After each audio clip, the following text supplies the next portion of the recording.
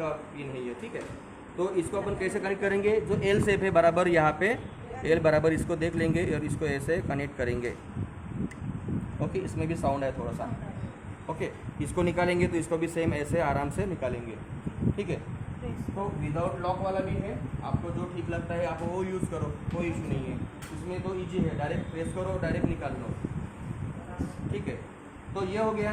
उसके बाद में अपन क्या करेंगे, इसमें पावर भी देंगे। अभी इसको कनेक्ट करके रखते हैं थोड़ा सा इसको। तो पावर कहाँ से आएगा, ये SMPS से कहाँ से आएगा, ये SMPS था। जरा जरा जरा जरा जरा हाँ तो आएगा, नहीं तो केबल उसने नहीं तो तसंच ठेवायला पाहिजे होता, म्हणजे हाईट आली असती। पकडा हे हार्ड डिस्क। आता या SMPS मध्ये 2 प्रकारचे केबल अवेलेबल आहेत पॉवरसाठी।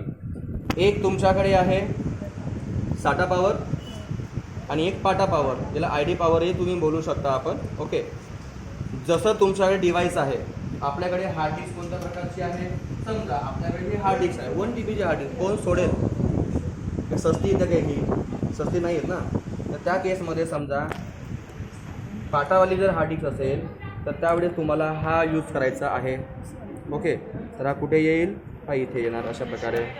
ओके, त्याला आपण काढून टाकणार। जर आपल्याकडे साठावाली असेल तर याचा पॉवर या प्रकारचा छोटा असतो। ओके, तर हा कुठे असं फिट होणार, हा इथे,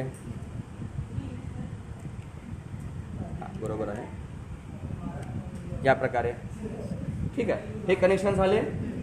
सेम या प्रकारे कनेक्शन करण्यासाठी आपल्याला काय लागली, हार्ड डिस्क लागली।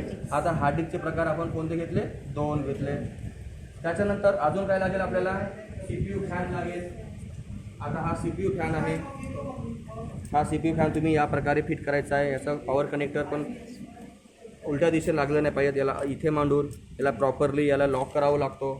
आपण नंतर सेपरेटली बघूया आपण ते, याला नंतर असं करावं लागतो। आणि हा जो पॉवर आहे कॉर्ड, याला इथे प्रॉपरली इथे आपल्याला इथे कनेक्ट करायचं राहतो या प्रकारे, ठीक आहे। मग काय लागलं आपल्याला, CPU फॅन। पण हे CPU फॅन